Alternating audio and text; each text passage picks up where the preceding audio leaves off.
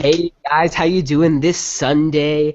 What is it, November the 9th? God, November came out of nowhere, but how you guys doing today? Pretty good, pretty Good. good. Fantastic. Yes, Awesome. Alex. Yes, Alex, I am pushing it out on the social media. Give me a break, for God's sake. All right, so we are here live, BerryFlow Upstream number 22. Darius may be hopping back on. Dependent on Roger's internet connection, Brandon may hop on as well here, but we're just going to go ahead and get started. Let's start off talking about BBM subscription. We kind of talked about it a lot in our last Upstream. We got some fresh faces here.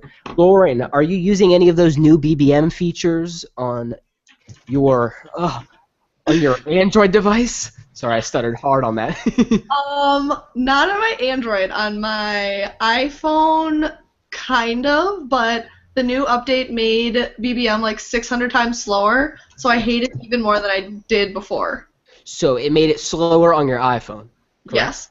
See, like Matthew in our group was saying, it's like 6 times faster. So it's definitely a broken experience. I wonder you're on a 5S, Just the correct? five. Just the 5. Um, Maybe it's just an older device and it's not. Who knows? Who knows with that? I think my beer is here, so I'm really excited now about it. I honestly haven't really used the premium quote unquote features that are going to be part of this BBM subscription. I'm still just sending Alex random timed messages for fun. yeah. I haven't needed to retract anything. Haven't sent my boss and/or my mother anything she shouldn't see. So I'm wondering really who those premium features are. It seems kind of like they're throwing these things at the wall at the consumers to see what's going to stick. What kind of features are you guys actually looking for BBM? What are kind of some of the innovative things you'd like to see for the platform? Ronell, what about you? What do you like to see on BBM? New or something that just recently came out? In terms New features. of, good question. How about um, I don't even know. I Like don't even know, cause like we don't really have BBM money yet. That's something I know I'd like to see. Beer. Anyway. We know it's coming though. Is kind of what they said. And what BlackBerry spent 1.3 billion on R&D, and you're trying to make us come up with good ideas on the air right here. We need some more. We need some more time. We need more money. Yeah, or that. We need to get paid for these ideas. Yeah. I mean, Yeah. I just feel like BBM has so much potential to kind of reclaim some of its lost ground. They were so late with Kick and WhatsApp kind of hitting the market. BBM, it just seems like they're kind of clamoring for ideas right now. We see stickers, obviously. We see this transfer to integration, which is here but not really here. BBM meetings, which we should see sometime this week, technically. We should see BBM meetings for all platforms, so that'll be cool to see. We have the kind of meetings and the video chats going across. Um, I would like to see personally, and maybe Ronell, you can piggyback with something on this. I'd like to see inbuilt translations for BBM. So if I'm BBMing someone and their native language is Chinese, my conversation automatically through the cloud is getting translated for them, so that I can talk and intercommunicate, kind of like a universal translator. I think that'd be pretty cool. Anyone else have some cool ideas they'd like for BBM? I don't necessarily have a cool idea. I would just like to see, video go cross-platform. I use video in terms of, talking to my friends who are BlackBerry users and my wife who's a iPhone user in iOS platform. I always found myself like trying to do the function and I'm like, why can't I? And I'm like, damn, like I forgot. So I like to see, video finally go cross-platform all the way. And I think that'd be a major function, as well as BBM money. But we know with the U.S. government, it's a lot of loops and hurdles that BlackBerry has to jump in order to make that happen.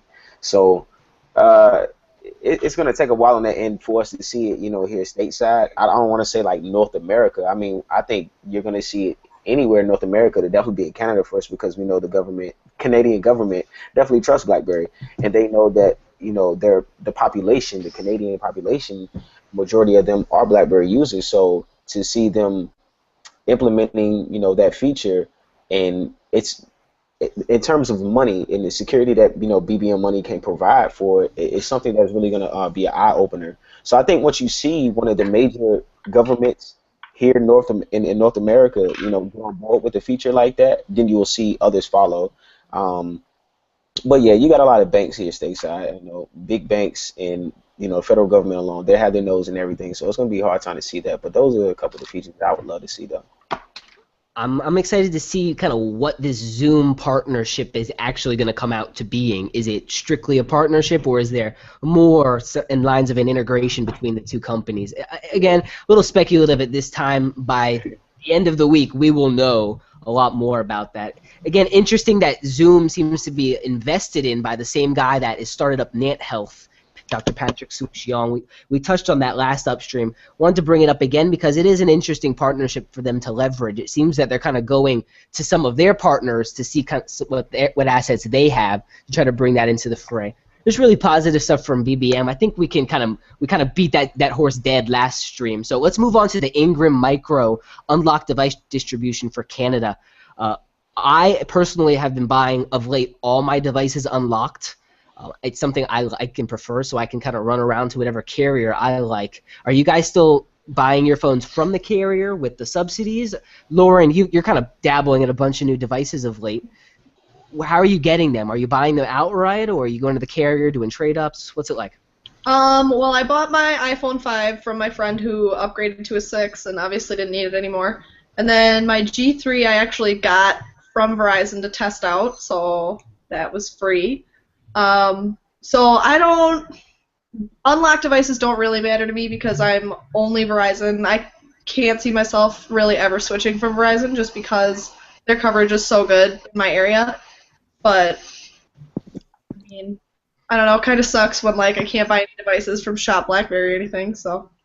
Right, and that's something they really need to work on. I think I said on a past Upstream, I have a buddy who's on Verizon right now with a Z10 that he had to buy, and he wants to get a passport, but obviously he can't get a passport that Verizon would officially accept. And I'm like, bro, we need to get some kind of decal, slap it on the back, and take some sucker at Verizon and get them to actually put it on the network. I wonder if I got to search Crackberry, I guess, to see if anyone's actually tried that and whether they were successful in doing so.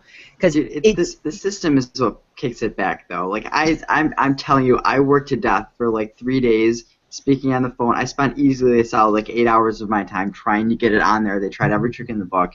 They're just not letting it in because the system is not letting it in. You can trick them that it's a Verizon, but the system just kicks it back and they don't know anything.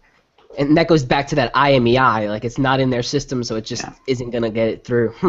Now, is it them or is it actually BlackBerry that's really putting the kibosh on that? That's a question I'd like to know. Well, they said it was a downside of their system. Some of the people, tech support I spoke to, the higher end tech support, they said it's honestly a drawback of our system. We just cannot put a phone on that is not in our system, and it's just a total drawback of it. They need to improve that because it's such a dumb thing. Getting to a world where unlocked phones are really the path that so many people are going. Why should I have to buy a phone that's on your network in order to use it on your network? It's not going to fly like that for very long. And it does seem like the market is changing toward kind of this unlocked model. People are going uncarrier, unlocked phones. It seems like people want to have more ubiquitous options when they're choosing a mobile device. So the Ingram Micro deal is definitely a positive one for BlackBerry. And leveraging the home base to make sure anyone in Canada who may want a BlackBerry can get one with the lowest threshold possible. And speaking of Canada, we do have our Canadian representative Brandon here in the house now. We'll see how his microphone's going. But how you doing? Rogers kicked back for you? Yeah, I kicked back just now, so I'm back on. Good stuff. Good to have you, Brandon. Let's move on to BlackBerry Blend. It got its first major update across, I guess, all devices really. Even on desktop, it got the update. Has anyone who's using Blend dabbled with it? Darius, Ronell, how are you guys liking it? Is it any better for you? I have it open right now, and it seems a little bit more snappier. I think it's been a bit of a UI change, if I'm not mistaken, on the left-hand side. I can't really tell you all the, I can't quite remember, I should say. But I mean, I think it's been subtle changes to it, but it feels a lot faster. Like the file manager and things of that nature.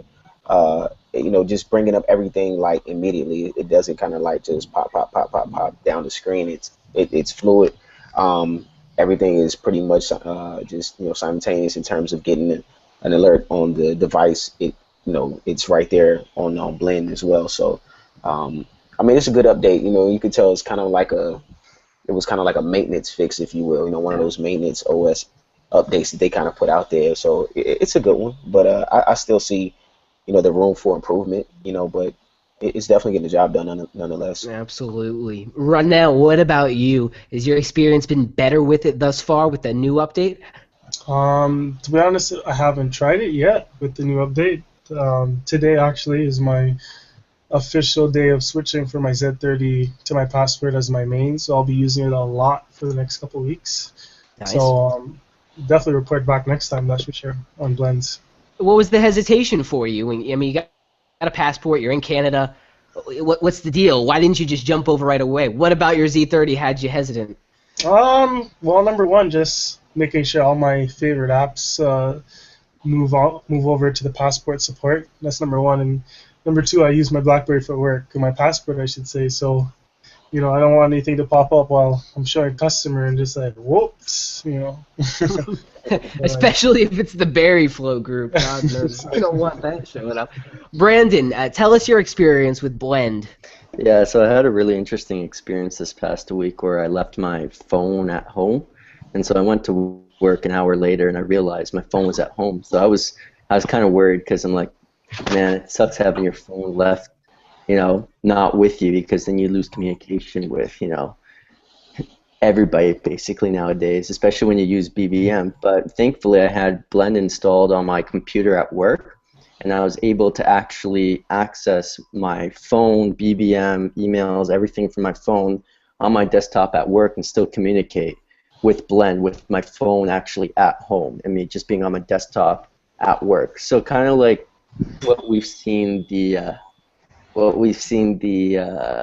remote file access, but with chats and emails and everything. It's just expanding on that, and I think it was really cool. And it's such a new feature to me that I didn't quite think of it right away, but then when I found out I could do that, I was like, oh man, awesome, I'm still connected.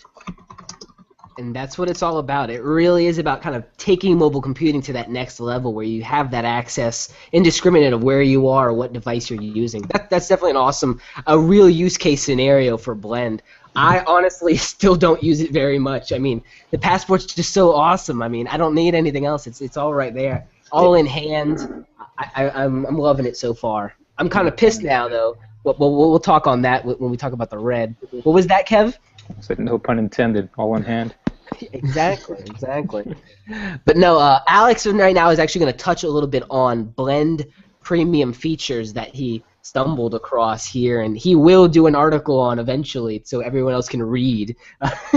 Yeah, I saw this. I don't remember, someone had posted it or something, and I guess there hasn't really been too much chat about it.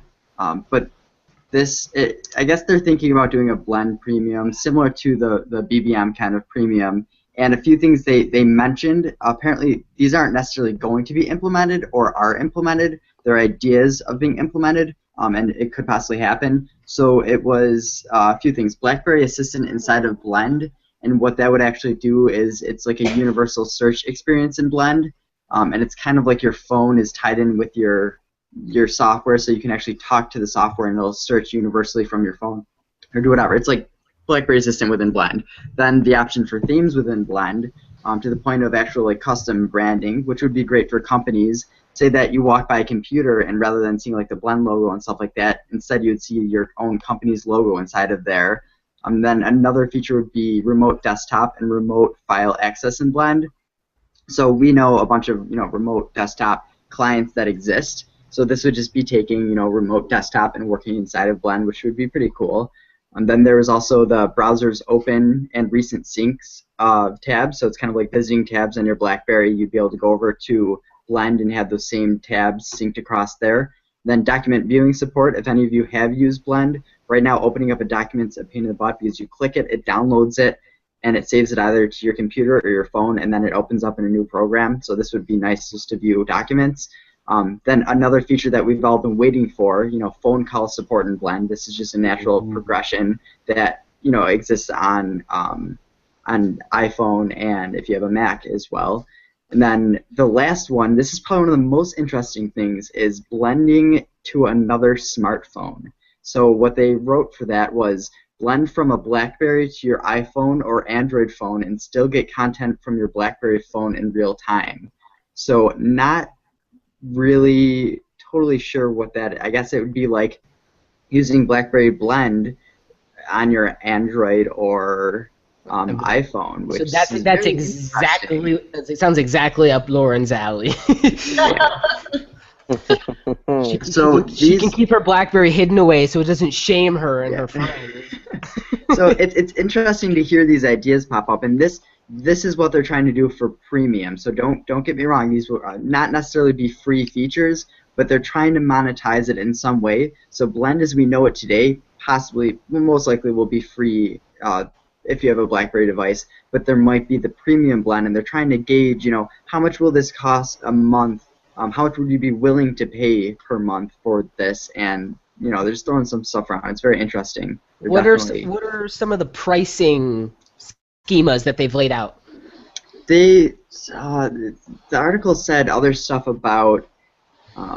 They gave different. It was like between zero. They were asking. It was like a survey. They were trying to see what people would like to pay. The minimum price was $0 to $5, which obviously that's very cheap, and that's per year. And then the maximum they had was like $20 to $25 per year. So it's like even the maximum doesn't sound too bad, right? So like that, I would say $10 a year. That's not bad for all those features, or if anything goes in the middle. But the pricing doesn't seem outrageous. It's just such an interesting field. I mean, we're gonna have BBM with its own subscription model, and then Blend with potentially its own subscription premium model. It's like, can we make it easier? Can I pay just one thing and get like all of the BlackBerry stuff I want? Yeah. You see, that's what I was touching on kind of with my article with BBM subscriptions and stuff. Is kind of like the way they have it now, where they're splitting up like BBM, the paid features of BBM, like BBM Protect and different things. They're kind of splitting them up into a way that's kind of, if they want to get consumers to start purchasing stuff, they need to make it a bit more, a bit easier to understand and kind of have a simpler way of charging premium features, as opposed to just having BBM protected, BBM meetings, and like it doesn't really click whether that's a consumer feature or a premium feature or something like that.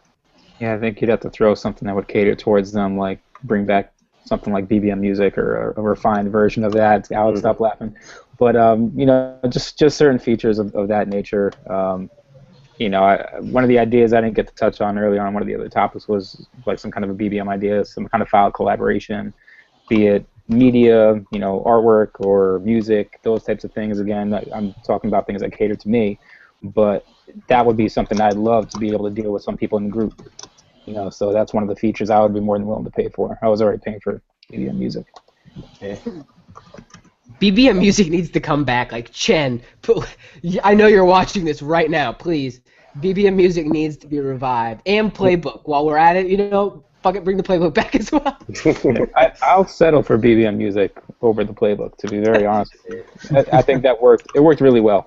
That's one of the big things about BBM Music. Can you maybe explain like a brief explanation of what BBM Music was? Because for people like me, I came on a BlackBerry starting with BlackBerry 10. So I never really got to use BBM Music, so maybe if you could just give me a brief explanation. Basically, you had the ability to, have your own playlist. What was it, like roughly about, was it 25 to 50 songs I believe you had, you guys? Mm-hmm. Correct me if I'm wrong. And then for any friend that you made on BBM Music, you would actually get access to their list as well, added on top, and they'd get access to yours. So you literally had thousands and thousands of songs available at your disposal, and you can recreate your playlist by picking something from somebody else's. So was it kind of like a Spotify type of thing where it's all online? The music was online, or you download it? Yeah. Except it was extremely efficient. It was great. You could chat in the middle of it. The issue with BBM Music is just because that BlackBerry isn't providing those services anymore.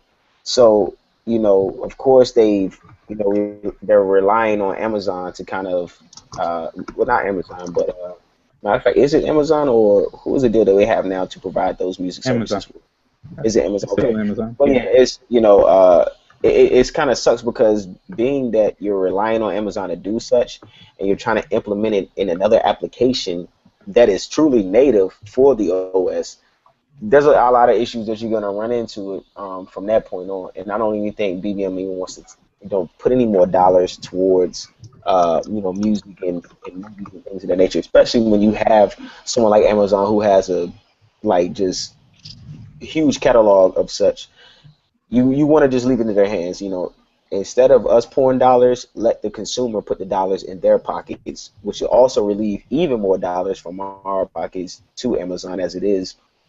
And I think in the majority, in terms of the consumers, will be happy because they have such access and things of that nature. Because I think one issue that we did have with BlackBerry when they were providing music and movie services was you kind of got it late. It's like I know it would be new releases in terms of music, and I would look at my BlackBerry the day of to get it, but it would take like a day or two for it to pop up. And they got better closer to them like ending the services, but you could just still see that it wasn't, their focus wasn't there, and it never really was there. They were just trying to please the consumer at the time when BlackBerry 10 came about, and even prior to. But there's a lot of issues that will come with the BBM music. I definitely see it because when it's like when you have your friends and you hear a song or it's a song that you kind of forget and you're like, hey, you have this track right here, and they can send it to you. You can put it on your playlist and it's readily available. That's exactly what you would definitely love to have, but so many things that BlackBerry I feel like did ahead of their time, and you want those back. It did just Imagine if they tied something like that in with BBM channels. You could have DJs, famous DJs, have a BBM channel and have their playlist like that, and then maybe people who follow them, they could have some promotional deal. Someone who follows them gets to add 2 or 3 songs from their playlist to their BBM music or something like that. There's a lot of things they could have played with, but there's so many, and as Darius had just touched on, nowadays streaming is killing the actual music buying. Spotify actually is outselling iTunes over in Europe. So streaming is kind of overtaking, and this whole cloud-based music playing is really becoming kind of the prevalent way people are getting their music. So it is interesting that BlackBerry was, again, ahead of their time on so many things, even on the consumer side, to be able to bring something like that before its time. It's just a shame that they've had to turn away from it as they go back to their enterprise roots.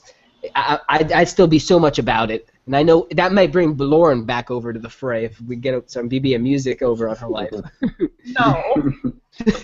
I think they need to look at it in a different sense. Yeah, sure, it's a consumer concept, bringing music and the multimedia feel to it. But if you do it in a business sense, where it's business first, and you're really just trying to draw in customers, they can still approach it in that sense. There are ways to do that, like I was mentioning file collaboration for musicians and DJs, artists, things of that nature. You can wind up having each of them edit one file on their end in a group kind of format through BBM, and have somebody else go ahead and contribute to it, and it automatically updates on yours, as opposed to simply showing a screen share of what you got, which is utterly useless in my opinion. It's nice in theory, but it doesn't do anything for you. Right.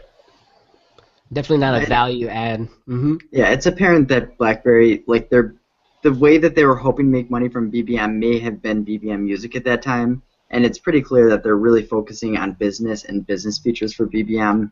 I know BBM music could be used for business in a way, but mainly, the way that they're going with it now sounds like that is their game plan, and BBM music probably won't ever be a thing again. It just depends on the type of business you're talking about, though. That's the thing. It's a legitimate field. It's not something to really just be disregarded because there is billions of dollars in that industry to be made. Otherwise, why bother looking at Alicia Keys? Did we mention her name again? There's so much that could have been done, still so much that can be done, and it's just a matter of not really overlooking it. And when you do decide to go that route, don't shoot yourself in the foot. Mm-hmm. You gotta have a solid game plan and a realistic expectation on what can be done and how to succeed through the long run there. Yeah, it is kind of a shame that their growth has kind of been so haphazard, kind of here, there. BBM entirely as a whole, even years back, it just seems like they were kind of running and running and running without really a chorus to where they wanted to take it. We've seen BBM in the car, demoed at, what was that, Blackberry? That was Blackberry Live, the middle of the year, 2013. And it's just a shame that we don't see any follow-ups on some of their advancements pushing forward. Glimpse integration and something in the car, that'd be fantastic. I'd love to see that, being able to send my location in the car to let you know where I'm at. I think it'd be something fantastic to see. But as you kind of mentioned, as their core focus changes, they're going to have to give some of that off. Brandon's killing me here. Anyway, EFF scorecard. Anyone take a look at that? There was a bizarre article that went all over the internet about instant messaging clients and their security levels. BBM didn't make it past like 2 levels of security on their scorecard. Wow, iMessage got like 8 out of 10. It's like, who did the scorecard and what were they? It looked like a child made that website. I looked at it. I said it looks like a 2-year-old made this website, and I just backed off. I think that warrants about 2.5 seconds worth of a conversation. It shouldn't even be, it should just be completely disregarded. I got emails about this. I got emails like, James, like you guys should talk about this on Upstream. I'm like, you want me to say bullshit? Like, what do you want me to talk about? No, but it was a scorecard done, and I think what they were looking at was, I think BBM maybe in 2005 when it first came out, because there are so many more aspects to BBM that make it more secure these days. Even the basic parts, like having a PIN message and not having to give out my phone number. I mean, these are common sense things. Well, and Privacy at its core, Right. Yeah, the other thing like people have to realize is that BBM on its own, it's secure, but it's not as secure as for instance, if you have BBM on a BES enterprise system. So that's another layer of security with BBM protected, which is optional, and you have the BBM through the enterprise service, which is an extra layer of protection. But BBM on its own, it's still secure, but it's like what people have to realize is it is probably the most secure instant messenger, but it's not as secure as it is with enterprise. So sometimes you hear stories about people being like, oh, BBM is not secure, and it's like, well, like it's a difference if you look at BBM in enterprise, where that's its bread and butter with enterprise customers and businesses, that is secure. Maybe on the consumer side it's not as secure as that, but it's still a hell of a lot more secure than the competition. I mean, if anything, that's just a plus. You know what I'm saying? Like what you just explained, Brandon, is just a plus where it really matters. You understand what I'm saying? Like in the consumers, not to say that the consumer doesn't matter, but in the workspace where the security breaches are occurring, that's just a plus. So exactly. At the end of the day, like, I mean, who the fuck knew who the fucking EFF was until this shit came out? If you have .org at the end of your domain, you are clearly an authority on You don't matter. Like you're minute. So like you gotta get a .com guy. You gotta get a .com. Has anybody even had their PIN ever hacked? Anybody? Is that a thing? Like, I don't even. Yeah. The only thing I've ever got was some Indonesian person. Yeah. Yes, trying to sell me a car. Yes. Yeah, tried to sell me I got a lot of angry Africans when I had like my channel and shit. Like no offense, I am black, okay? So I'm not Get out. All I'm saying is I got a lot of angry Africans. They came at my neck when I was like, had my channel and I was posting music, and they're like, you post my music. I'm like, well, I don't do, like independent artists like that. I kind of put out, what's appealing to the masses and whatnot. Well, fuck your channel and da da da. I'm like, fuck your music. That's just free. It's free promotion right there. They never heard of Napster. That started the whole thing. I might be a little young for that, but I'm just dating myself here. Yeah, I remember what Napster did. That was crazy. No, Darius, I get emails all the day. Will you please promote my channel on BerryFlow? And it's like you taking pictures of your cat and your lawnmower. Like, what do you want me to promote? Exactly. If you were Blackberry related, like, I might. Hold on. Somebody told you to promote their channel and their cat is mowing the lawn. You better promote that channel. What are you talking about? It wasn't even that cool. It was pictures of their cat and then pictures of their lawnmower. That would be mowing the lawn with his cat on his shoulder. No, but like that would be like Blackberry out of the blue, like promoting Pokemon. Like, Do it! Oh my god, I'm all about that. What's wrong with Pikachu? Don't mess with Pikachu. Whoa, Lord. You know, I'm just Ninjas now. Like, that was. Lord got hyped as Watch fuck. Pokemon. Do it! give me those Pokemon stickers, right? Give me those stickers. James will buy them. I'll buy them. All right, now I'm gonna have to send an email over to public relations. You'd be like, all right, we're trying to save a longtime BlackBerry user from leaving the platform entirely. We need and/or stickers and/or some kind of caricature. Maybe we'll get some Pokemon branded devices. Right. You know what they need? That passport could look like the Pokemon ball that the container. They need Pokemon, they need Star I would Wars, so buy that. they need Digimon, they need Sailor Moon, because those were the big ones growing up for people, right? We need Kingdom Hearts Something, stickers. something for the women, something for the men. Look at Alex. Alex is getting so pissed off right now. Where is the professionalism at right now? I can't name the cartoons. It's like this list is longer than anything I've ever seen. Talking about Pokemon. I would buy Pokemon stickers though, not lying.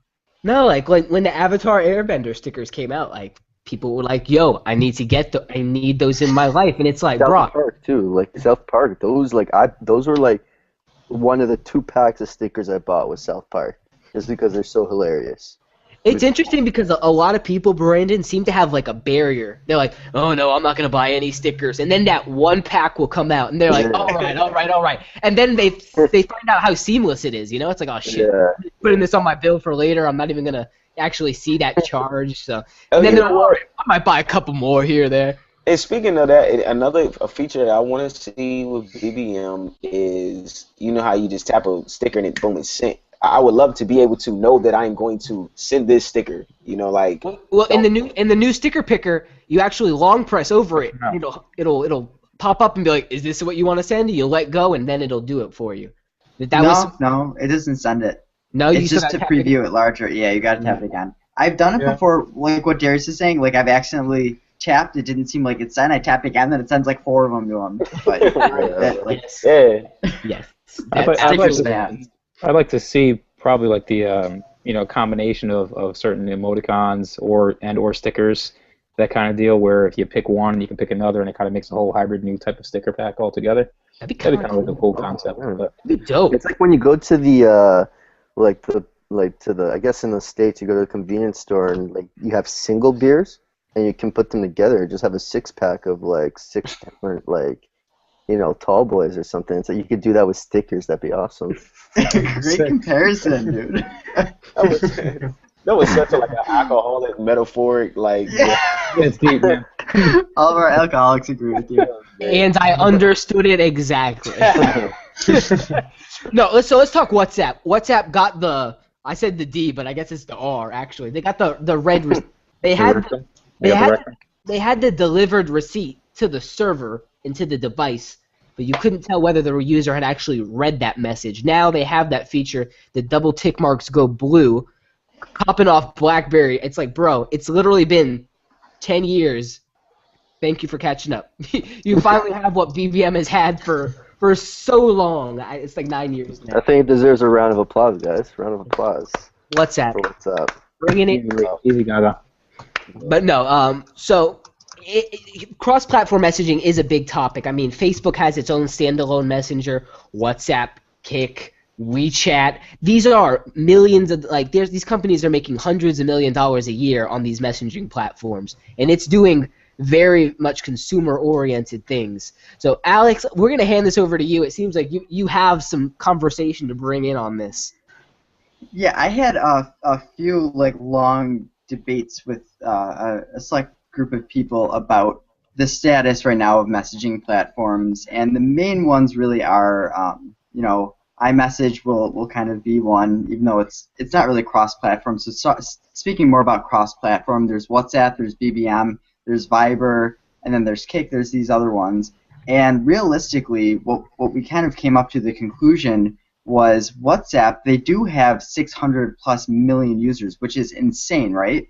But they're only making about $15 million, and they had that whole thing implemented where they're going to charge you $1 a year, but they never really actually went through and charged people, and now I'm seeing people are getting an extended, here's another free year, right before they owe the $1. So they're really playing this off and I guess the biggest thing is Zuckerberg is saying, the cool thing is a billion. He wants to get 1 billion people before he starts, charging for it. And now we're seeing this thing where is it necessarily that great to have that many users and focus just on the user base? Because what you have is like BBM, people who do use BBM, they're very passionate about it and they feel loyal towards the platform, whereas everyone I know using WhatsApp, they just use WhatsApp because it's a solution. They use WhatsApp. Once WhatsApp charges any bit of money to them, I see them just dropping like flies. They're like, oh, screw this, I'm not paying for this, I'm using it because it's free. And then Viber, they're making about $500 million per quarter from stickers. So they seem like they're in one of the best positions because even though they only have like 200 million users, they have people who are loyal to the platform who are spending a lot of money on the platform, and they won't necessarily want to go and jump to other platforms. So BBM and Viber, like, you could write off BBM because they only have 100 million users, but the users are loyal, whereas WhatsApp, they're not necessarily loyal. So it's just an interesting debate that was going on. And absolutely. Yeah. And I think really the user base, when you look at WhatsApp and the scale that they were at, it's like when we go to sell this out, we can monetize that user base, not necessarily by charging the user base, but when you have such a massive user base like that, when you look to sell it off, it becomes a customer acquisition cost for someone like Facebook. It's like I'm actually buying your customers for you at, $13 a user or whatever it came out to. I think it came out to like 33 or something like that, like $33 a user, which is significant. That's a lot of money for a user for a customer acquisition cost. Yeah, I mean, another reason why you'd have to look at it in that sense is why would they have made that acquisition? It's completely tied into your phone number. It's a direct link to you, that's easily accessible, and through your phone number you could find all other kinds of features through social media, so they're going to have a lot more information that they can just apply to their sites, That's not something you're going to find on BBM. But what's interesting, like we see it as. Oh, sorry, I can't. Hey, you're chopping up a bit. I couldn't tell. But we're talking about the $19 billion and $33 per user. Right. But it was like $3 billion, and then like $16 million in like stock options. And what's so weird is like social media, they're not really making a lot of revenue, but they have this crazy stock price because they don't really know how to decide, this many users is worth this much or whatever. So it's kind of like smoke and mirrors in a way where you're giving someone $16 billion worth, but like, is that $16 billion even really $16 billion? Because like, is Facebook even like they're not making like it's just a whole weird situation with that. It's because users are so much more valuable in the sense that if you lock in users, like for instance Apple, once they have you in your clutches, it's easier for them to get maybe like 50 cents, $1 from like 10 billion users. If they get 50 cents or $1 from 10 billion users, for instance, then they get a lot of money overnight like that, right? There are 10 billion people in the world. Yeah, there's 10 billion people now, bro, so... No. God, I get what you're saying. I get what you're saying now. Yeah, I'm joking. But like what I'm saying is like I was exaggerating, but at the same time it's like, once they have those people there, having the hard part of any like tech company is getting users, and once you have users, but that's a loyal user. Yeah. Loyal. I think that's an important thing. Just having a user doesn't necessarily mean much. Well, no, it does. I mean, for instance, Facebook. Look at Facebook. They have how many ever users? You might have someone like me who goes on maybe once or twice a week onto their Facebook profile. But my mom's a loyal Facebook user. That you would consider that a loyal Facebook No, user? my mom is. No, but I'm saying their target demographic, they're loyal. I think there's a much for every one loyal user, I think that's equivalent to 10 users. There's some type of thing there. At the same time, when I go on Facebook, I click on ads. I do different things, even though I do it occasionally, and I'm not a loyal user. So even though I'm not a loyal user, they're still going to be making money off of me. So I think just because you make that distinction between a loyal user and someone like me, a casual user, doesn't mean they can't monetize casual users as well. But I think you're right. There's separation for it. And I think you're right. It's just difficult for these companies to distinguish how they value the two different types of users and how they can identify those two different types of users. I think it's pretty clear cut in a way. Because you think about it, okay, Facebook, it doesn't matter if you're a casual user or you're loyal to the brand, you're still using Facebook, and Facebook collects tons of data. We're talking where you go, how long you spend, what other links. Apparently, Facebook monitors some type of data, even when you leave it open in a tab and you do other stuff. Great, all that stuff comes together, and you have all these other companies which use marketing schemes and whatnot to figure out what users are doing and how they're using their computers, right? Versus BBM, it's just, okay, you have these many users and they're using it this much amount of times, okay, and okay, if you put an ad up, you're guaranteed to get this amount of views because based on usage, it's that. So it's a lot more clear cut for BBM versus Facebook.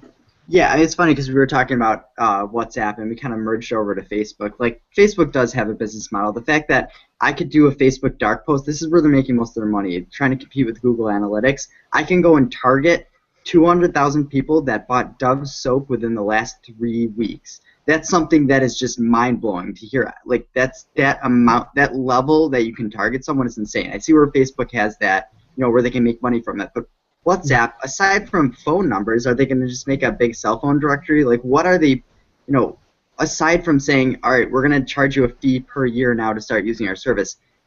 I mean, I'm not really seeing WhatsApp, they can do a lot of things with that. If you can just think about Google, what have they been doing the past few years or for a while now with CAPTCHAs? Getting people input letters or words. And house numbers and stuff. And Google Maps. Like that. What they could use is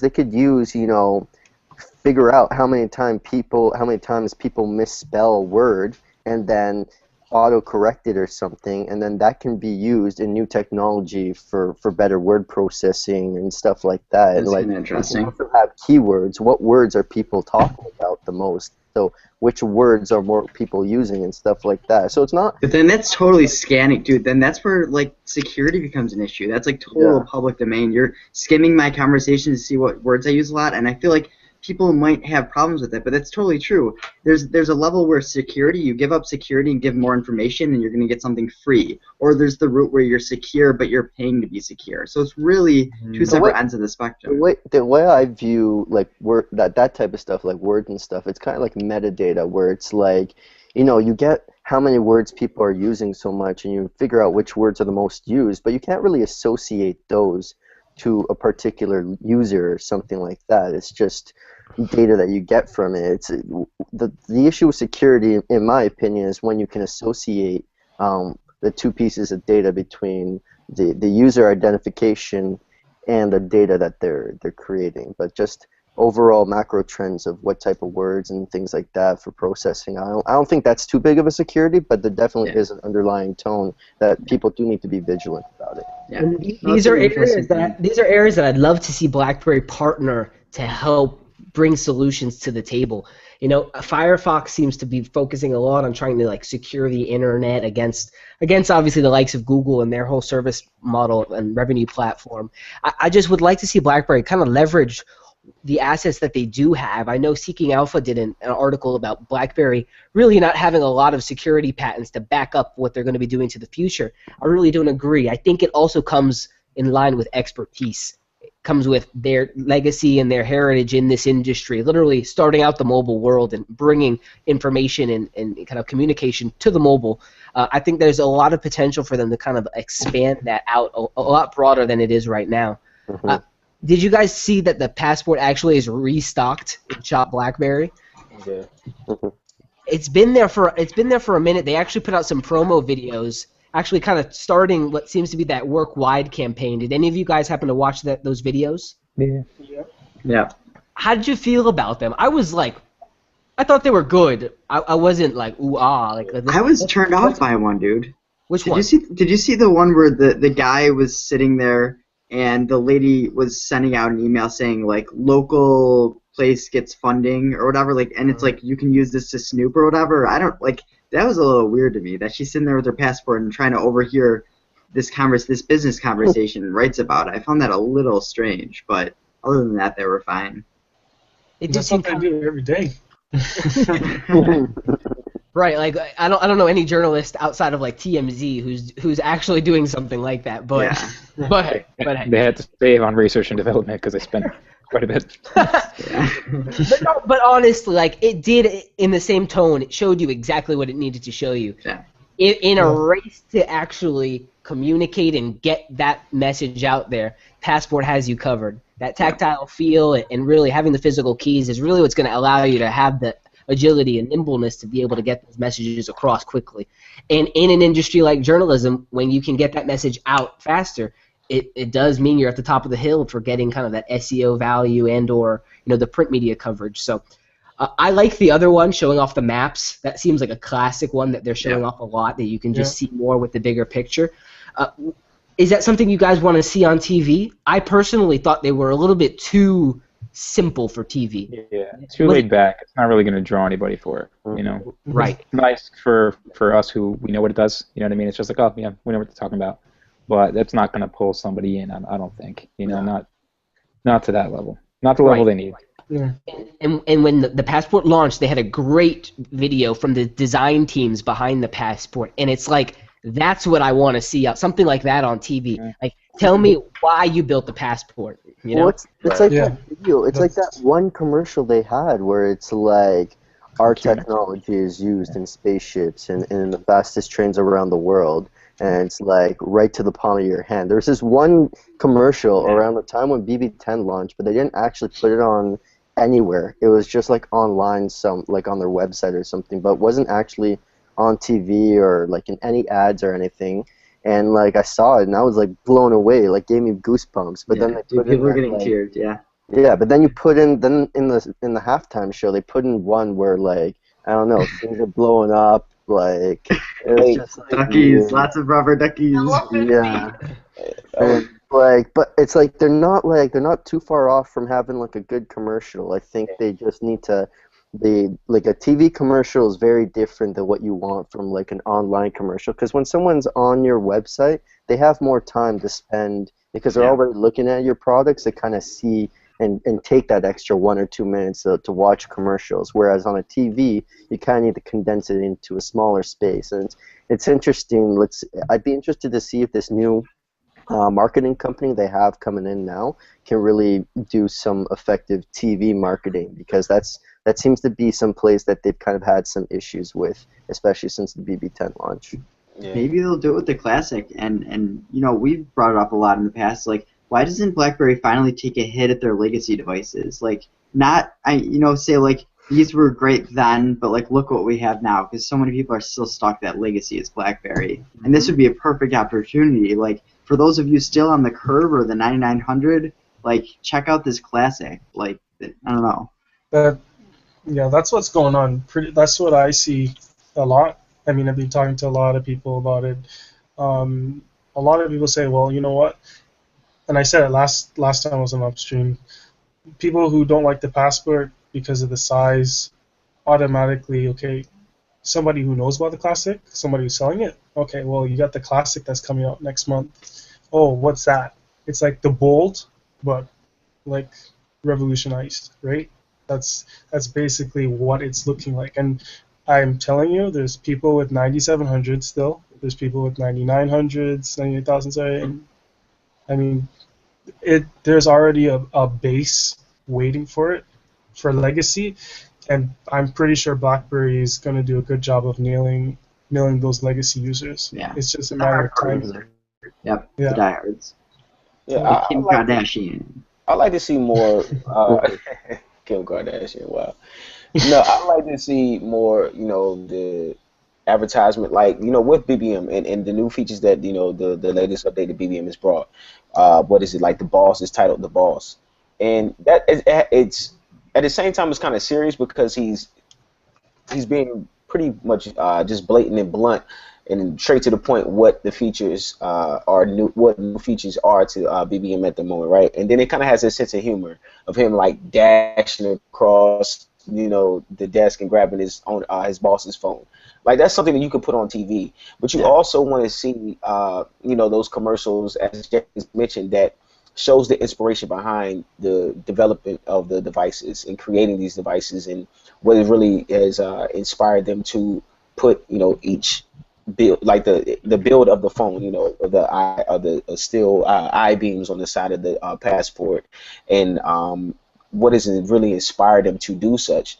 Because and when you think of like when you watch that clip of them speaking of such, it really reminds you of what Apple did when they had done the commercial with Jony Ive, and I don't know if it wasn't iPhone 6, I want to say it was the 5S, and he was talking about what inspired him to really do this and what got his team behind trying to create this new device and such. So that's the similarities there, but when it comes down to it, does BlackBerry really have the money to spend towards speaking on what the inspiration behind the device was? No, because they have to spend their money is what's going to get you to get the device. Once you start buying the device, then I can start giving you commercials that's saying what our inspiration was behind building the device. Because then that's when people want to know is, I love this device, what made them even think of this? And that's cool, but you have to start getting the product in your hand. You have to start getting the devices and the software and things of the nature in your hand.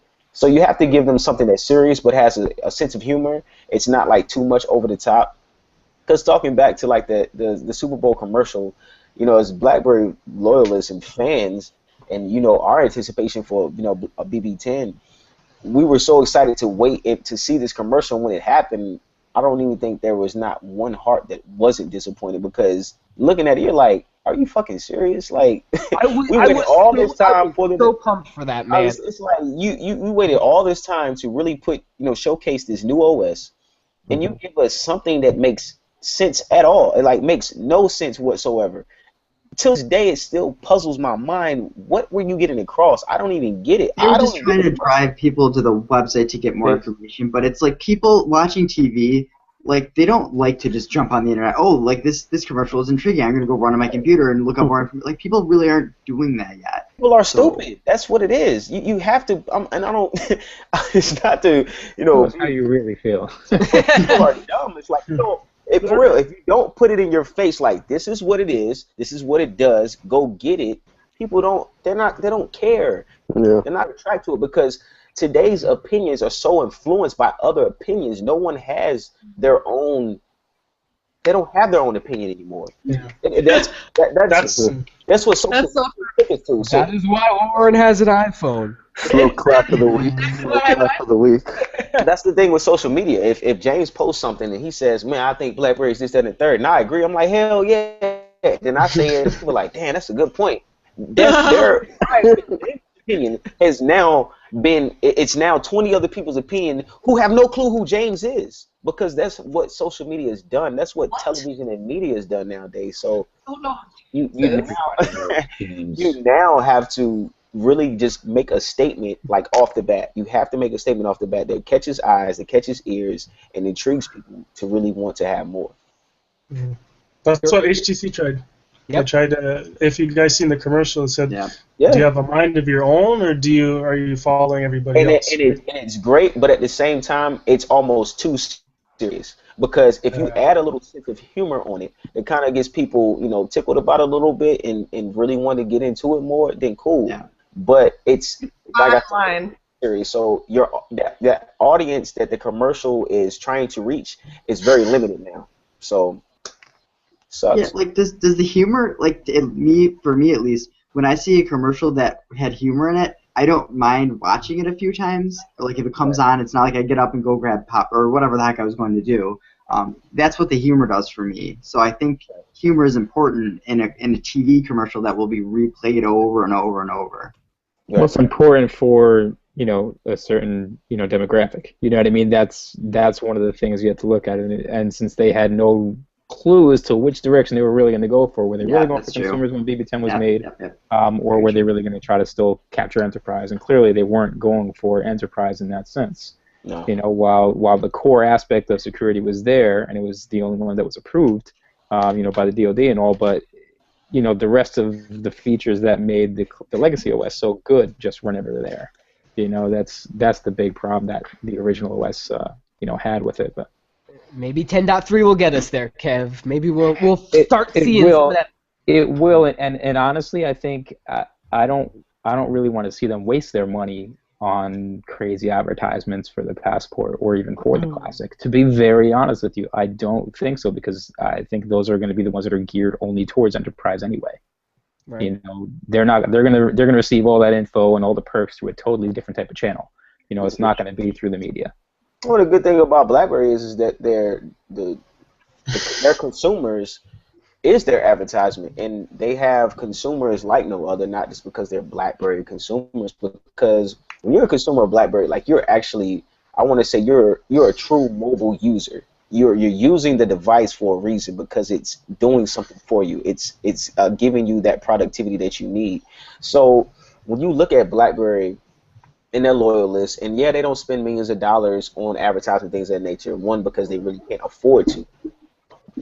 Apple and Microsoft and these other companies, they do, because if you ask their consumers, what do you know about your device and what does your device do to you? They're like, I don't know, I just like it, and I got it because they got iPhones, or I got it because it's the latest Samsung Galaxy, and that's pretty much it. But if you ask a BlackBerry, consumer, they're gonna tell you it helps me, be more productive. The hub, they can inform you on the hub, they can inform you on security, they can inform you on messaging, they can tell you about each device and what each device does for you in and out. So that's one good thing that you get. And when people that are BlackBerry consumers as well are pushing it, like, oh, you know what, it may not be available on AT&T right now, but hey, it's right now. It's always like every time it restocks on Amazon, people are just saying it like left and right. You'll see it in the forums like Crackberry, and you have all the fanboy sites that are posting it left and right. That's the one good thing about it. So you have to appreciate that. I mean, I think I've got to defend the other platforms a little more. Yes, I'm a BlackBerry user. Yes, I love the BlackBerry operating system for communication purposes and multitasking, efficiency, security, all those things. That is my main focus on that. But what the other platforms do very well is they do communicate in their own little aspects. When it is for the media, when it is for those other aspects of the services that cater to the consumer, they're in touch with everything that they do, be it musical engineering type of applications for different type of systems altogether. They're firmly integrated in that. They're firmly integrated in health as it is right now, and they've been doing that for quite some time. BlackBerry is trying to get in that and make it more efficient. They're trying to make this far better. It's actually seeing them do a different role for a change where you've seen Apple constantly coming in and trying to just take somebody else's glory, say, oh, well, I'm just going to refine this and make it better. Right. And let's see, I rebuttal that a little bit, Kevin, because is it Apple, is it the other companies, or is it developers who use their software that puts them in those positions? Well, I mean, if those developers are exclusive to Apple and they're exclusive to... But not necessarily, though, because you can let's take the Beats deal, for example, right? Beats was in everywhere in terms of music. Apple seen it and wanted to be a part of it. Mm-hmm. But you look at the software that Apple has out there and that it being in the music world, is because developers take their software or use their hardware and say, I can use this and put it there, and then once Apple sees that it's getting a lot of attention, that's when they put their hands in the pot. See, At the end of the day, they really don't even care. Like, they don't care because they know they have people that are going to do it for them. And once it becomes big, then they start putting dollars towards it. In regards to Beats, that's one musical aspect. That's one certain company. Apple was created from, for musicians and for artists. That's what you're looking at. The iPhone, the iPads, the Macs, those were created from the ground up for designers, for artists, and musicians. They cater to those things. That's built within there. Just like security is catered directly, BlackBerry is catered directly to security. It's in their DNA. That's in their DNA. Multimedia is all in Apple. That's what they're creating for. And with MP3, when Napster was putting their foot on people's necks, that's when Apple said they're on to something. We like what they're doing, so instead of doing it illegally, we'll just charge people for it because we know that the future is going to go there. That's when they start putting their dollars in, and that's what I'm speaking in terms of not just Apple, because they're not the only ones that do it. Of course, Google has done it in so many terms of aspects.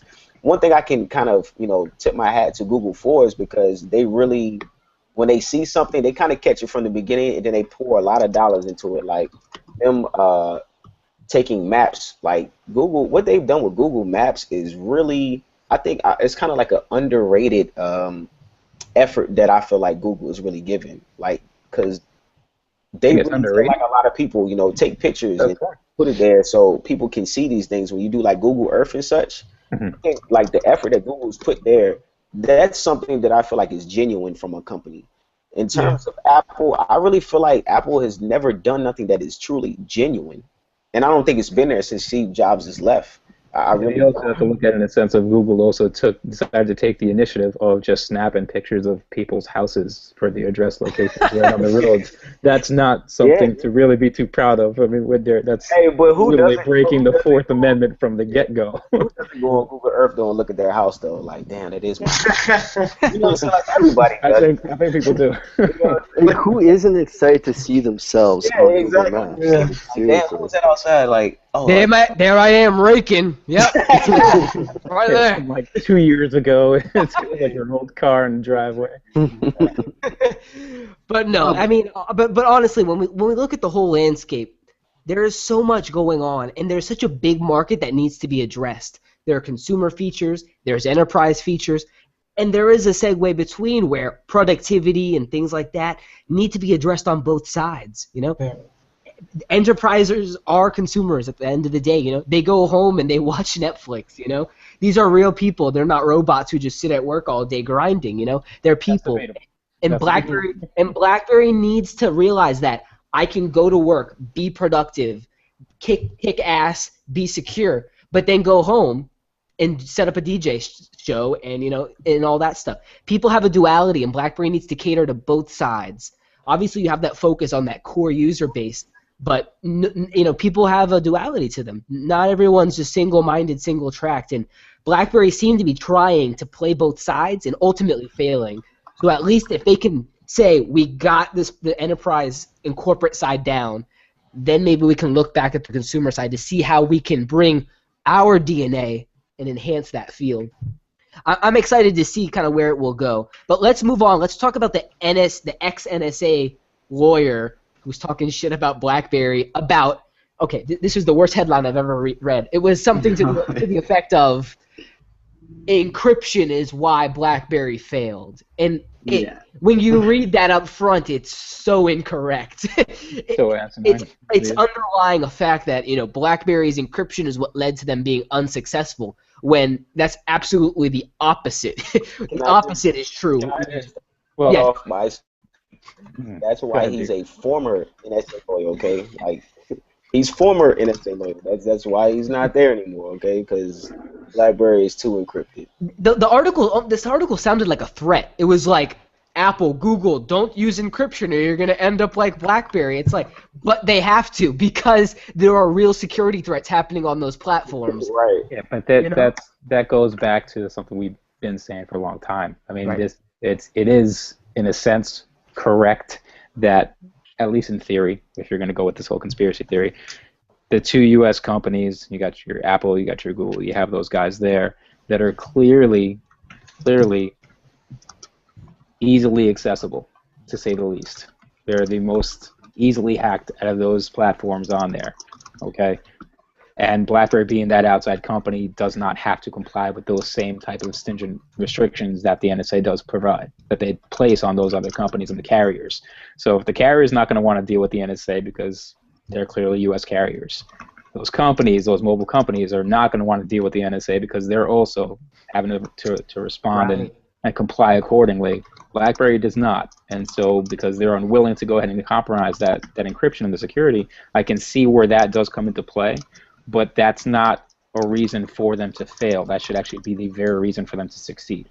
And it's the very reason they need to exist, Exactly. That's what should actually draw the consumers to be like, okay, hold on a sec. They didn't want to give up the security. Absolutely. Yeah, this is the company I can follow. These are the guys that I can put my money into. What's that? They can still go ahead and utilize these Android applications securely? Sure, I'll go ahead and I'll do that. Mm-hmm. It's just definitely one of the things that should really be looked at.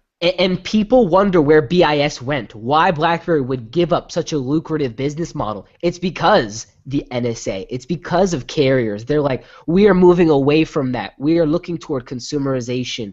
We're looking away from what BlackBerry was really doing at the time, back when BIS was a prevalent service revenue platform for them, when the NOCs were a value addition to the carriers, before we had LTE speeds and data became a commodity. When compression and the security was really a value add for customers looking for things like that. And again, that was back in the days before you had 10-year-olds with iPhones, you know, playing Angry Birds and God knows what else on their devices. So, you know, I'm glad that the BlackBerry's COO actually stepped up, and Marty Beard, and he was actually like, that's a load of hogwash. Our encryption is the very reason why we will be successful into the future, because security is going to be an underlining facet of what we have and what we do going forward. Again, it's going to be something that increases value and importance as we look forward here. So I'm glad that they're speaking up about it. These are things that the media would just get away with years ago, and now BlackBerry is putting a foot down and actually speaking against them. So I'm glad at least to see that. What about you guys? Yeah, I'm definitely glad to see them doing that as well. I mean, they have to really stand up and really showcase what it is that they're the best at in this entire market. So by all means, go get them.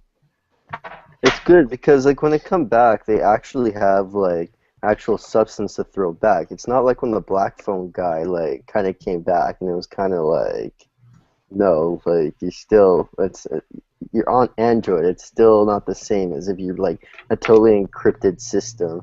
So like at least when they come back, they have some substance to throw right back in people's face and really come with a strong, you know, I guess comeback. Don't call it a comeback. But no, I mean, at this point, BlackBerry has survived themselves, you know? Chen really did kind of come in, and he's like, I'm going to catch this bullet, I'm going to take it out, I'm going to heal the wound, and we're going to keep going, you know? And you got to respect the man. He's obviously very well versed in this kind of maneuver. He actually went on and addressed security at a website called The Hill, and he pretty much went out and said, you know, we're not a device in the 90s. We're not stuck in the past. We are looking toward the future to mobilize and reinvent not only who we are, but the connections that we can make for people. You know, back in the day, it was like, oh, wow, I can get my email on a mobile device. Mind blown. What a great thing to have. Now we're kind of looking toward the Internet of Things and layers of platforms being connected to one another. And that's really where BlackBerry, I think, is going to see themselves as a technology company, maybe not a cell phone maker to a degree. Of course, we want to see them continue making devices. But honestly, there's a big potential for them to do a lot more as a technology company. I mean, when we look at Google, you think search. But do you think of devices? Do you think of their Google Brain that they're making, which is a bunch of like network servers all connected with data? There's so much more to these companies these days. Yeah, did you know that when they asked Google, when they initially started, what kind of company they are, they didn't write down that they're a search company. Like I think like legally you have to claim what type of company you are. And Google actually wrote down that they're an AI company, that whether we like it or not, they are building the most powerful AI in the world. Every one of our searches is going into this knowledge base that is going to create this system that will just know everything. Like that they've seen the larger picture even from when they first existed, and it's going to catch us by surprise to the point that YouTube videos, they can actually go in there. This was like 3 years ago. They could go in there and they can actually find cats within the video and identify it as a cat. It sounds kind of stupid, but the fact that a computer can actually watch a video and see where the cats are, it's nuts, the fact where they probably are now, and they don't even want to speak about it because it probably scare the shit out of us. Technology, people. Facial recognition. The amount of value that has for Lauren is obscene. Yeah. I'm always sending her cat stuff on BB. I love it. So we talked about what Google's obviously invested in, Alex. But let's talk about BlackBerry. Where is this $1.3 billion in R&D for fiscal 2013? Where is it going? It's beautiful. Is it the passport and Blend and stuff? If this is $1.3 billion, I'm done. No. Dude. Blend, what Project Ion? There's a lot of stuff, right? There's a lot. No, there's a lot, especially, I mean, what's his name? Oh, God. I'm trying to remember his name already. He's already gone from Marty Beard. Vivek. Vivek. Thank you, Vivek. He was talking to me over at the NYC Tweet Up a while ago, and you know, he was just hinting that the technology is out there to do these physical keyboards with the same touchscreen concept. You know, it's out there, and he's kind of just smirking at me. I was like, "Are you serious right now?" And I step away from it. I'm like, I'm not gonna make him try to get into it because I'll just get tackled by the BlackBerry police, and you know, so. But he's kind of just hinting at all those things. There's so much out there. we saw the Tactus concepts. We saw those things that are supposed to be making their way. As of this year. They were supposed to be out. I didn't see a single one. Still waiting. Any of those devices? Nothing came out. Nope. So who knows? Whether it's going to be pushed back till next year, whatever it might be. But there's a lot for the research and development that's been out there, and who knows if that's something that they were really tying it into. There's plenty out there. I hope if they do bring it, it's not like early 2015. I hope it's sometime in like March or April or something like that, because they're gonna have all these people who are gonna be picking up the Passport and the Classic during like the Christmas season, end of year, and you don't want those people to kind of feel like you don't want them returning those devices to purchase one of your other devices, right? You want them to hold on to it for a bit of time and then have other people get the new devices. I don't know. But Chen said there's going to be a Passport 2 already. So it's like, even if they do come out with this technology, I'm sure the Passport 2 is going to be a full physical touchscreen like this. Yeah. Like, they're probably going to always keep one of those in the line, and some people are always going to want it. It's like people are still legacy. Is the Passport 2 going to be, you think it's going to be the same size, or it's going to be like a Passport Mini? I don't think they're going to change it too much. I don't know. It's just going to be one of those products that people... That one rumor I'm really holding on to that I hope is true is like a Passport Mini. That'd be awesome. Like same form factor as the Passport, but maybe just like instead of, what is it now, 4.5 inches? 4.7, I think, right? 4.7? 4.5. 4.5. Yeah, maybe instead of that, maybe have it like, 4.2? I guess, 4.2 or... Yeah, I could go for that. Yeah, honestly, I don't think it's really going to make much of a difference when the other devices come out. I don't think it's going to have any kind of effect on the Passport or the Classic, because those are very specific types of devices. What we're expecting next year, it's that Z50, it's the all touchscreen, it's the one that slider. We're hoping for those things to be the ones that come out. That's catering to a specific crowd already. Yep. Those guys are going to wind up buying. Those are the same people that have not purchased the Passport, the same guys that aren't going to purchase the Classic. They're going to wait, and they're going to get those other devices. How confident are you that it's going to be a slider in lieu of a full touchscreen only? I'm pretty confident. I'm very confident, because they said 2015 is supposed to be the year that they actually start really looking towards the consumer, right? Because they already got in theory. If you quote Chen, okay, I'm not trying to make anybody cry here. I for one want a Z50 really bad if it comes out. But if you quote Chen, and he recently talked to some other news article, which I was just reading, and I'll give you guys a source later. It's an article. It says, let me find it. I'm not going to build a general purpose device simply because it's a 5-inch touchscreen. And he's referring to a wide array of fairly standardized touchscreen smartphones. So take that as you will. Say that quote one more time. Okay. I'm not going to build a general purpose device simply because it's a 5-inch touchscreen. That's what he said. Okay. It's just not a general purpose device. It's going to be... So you're kind of saying he's not going to build another Z30. It's going to have a tweak to it. It's going to have a tweak to it. Like the slide down keyboard kind of. I think that's going to come to fruition. Yeah, but I think that's the first device you're going to see for for 2015 as far as the new devices. I really do. Yeah. Well, he said already that he was, next year that they're going vertical. That's what he said. They're gonna go back to the vertical realm. I think with the Passport 2, you'll see like small refinements, possibly thinner, larger size battery, of course. The CPU is gonna be faster, a little bit more crisp and things of that nature. Might see a slight change to the keyboard and what it can do as well, but there's going to be a lot of different, devices that we're going to see. I was just thinking back to, like, the glory days. And you guys remember when, like, the Torch came out, then they had the all-touch Torch, and then you had the Bold, and then you had the Curve. Mm-hmm. These are devices that all dropped in, like, 1 year, and it was like, damn, BlackBerry on their shit at that time.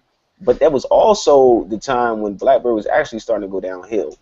Mm-hmm. And they were trying to amuse the consumer and weren't keeping up with the times, and that's what I don't want to see happen again. Of course, we want to see an array of devices, but we don't want to see them trying to chase the consumer so much that this lead they're starting to gain again. I don't want to say lead, but the gap they're closing begins to open up more again. Mm-hmm. So you gotta keep they gotta keep their focus. You know what I'm saying? Focused. Stay on track with what they're doing, but of course you want to see like 2 or 3 devices come next year that includes the Passport. You want to see that all-touch beast, but I mean we still haven't even seen the Manitoba yet. We haven't seen the LTE version of the Z3 yet. We haven't seen a lot of things that have been said months ago. We're still waiting. So I don't think I want to see the Z3 come stateside. I do because it's another transitioning device and it's budget but as far as an attractive device, you need a wow factor. You need something that's going to be more impressive than what these other ones we've already got here. But they're trying to pull a Samsung in the sense that they want to put a device in all the different categories just so that they have that option, right? And I get that. Right now. I get the budget phone. I understand the concept of it, but I mean, I'm referring to more if you're talking about making a splash, you want to get something out there.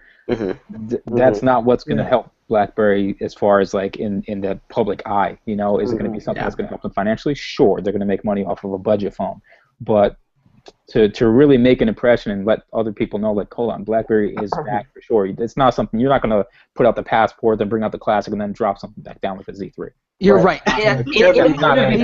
Innovation in showing that they are going to continue being innovative is something they have to keep on a yearly basis. They gotta have that one device that says, "Fuck all you all-touch devices." Yeah, they're going back and they clearly recognize that while they do have the best keyboard of the business, physical or touchscreen, whatever it is, the operating system is indeed catered to a touchscreen. That's it. I mean, it is touch designed for that, and they're going to improve so much more exponentially in that route, going into the future, and they can still implement that touch concept like they did on the Passport with other future, physical keyboard hybrids. But the main concept is you have to go and continue to improve that touchscreen operating system, and that's where they're going to really wind up going. I don't think, a smaller, weaker type of device like a Z3 is going to be, the one that really stands out for anybody. I wanted to say that. I think one thing though, my bad right now. Make it short, but I definitely think BlackBerry does need to continue being innovative and bringing in those devices and such, but when you have devices like the Passport and let's say a Z50 drops and whatever else in the BlackBerry Visa, if you will, when the price is too high on those devices and people are starting to give BlackBerry a look and be like, hey, I kind of like this, but you can't necessarily afford those top tier devices. If you have an option like the Z3 LTE variant, which is good in size, I mean it's all around it's a decent phone.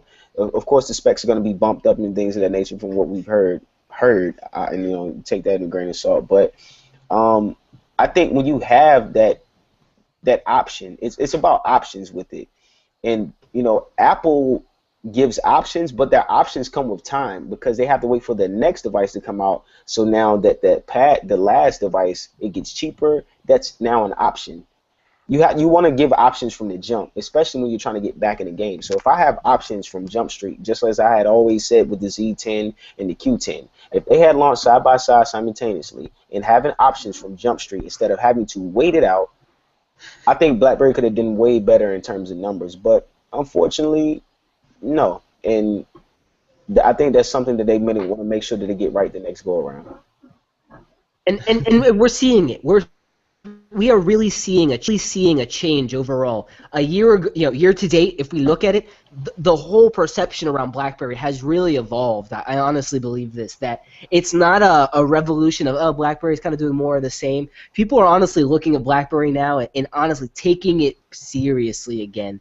And we're seeing that with the investment from the Ontario Teachers Pension, which is a big pension plan over in Canada. Just great to see them get behind. They bought millions of shares. They used to own the Maple Leafs and the Raptors too, which I mean, them like in terms of like winning like the Stanley Cup or something weren't successful, but in terms of making lots of money and having one of the largest fan bases, they were very successful in that during their time owning them. So and you guys remember when BlackBerry was for sale, and I put that in quotes because the price, like honestly, the price to sell BlackBerry for, like I can't see it going for $6 billion. I can't see it going for $10 billion. I can't see it going for $15 billion. I honestly think with patents, everything included, when you look at what Motorola sold for, which was like $16 billion, like you gotta put BlackBerry. WhatsApp sold for? Right, like BlackBerry, I'm thinking like $30 billion. They might have been like, all right, buy. You know, our investors would be happy at that point. But you know, back on topic here. When we look at them getting behind in BlackBerry in that sale period, there were rumors that Canada, in the government, the pension plans were gonna come and bail BlackBerry out. You know, they were gonna be the ones to buy BlackBerry, and it's like that has happened, but more in a we're gonna invest in support rather than overtake and control. So it's just good to see that a lot of those conversations that were had are still being developed and worked on. So again, just great to see the support, obviously from a huge supporter there in the region. Again, Chen's like, we gotta own our own backyard if we want to take over any other parts of the world. So just positive backer, absolutely. And just to expand on this, they are a teacher's pension plan, so I mean they do need to, you know, they're not in the when they invest, nobody's in the business of losing money. But I mean, this is pension money for a whole bunch of teachers that when they retire, that investment, the disinvestment pension plan is going to go to pay them and stuff. So I mean, like having a pension plan invest in your company is a pretty big vote of confidence for your future prospects and where they foresee you going in the next coming months or years. Right, they seem to definitely believe in a long-term turnaround for BlackBerry, and a serious one at that. So, as you said, Brandon, absolutely good to see.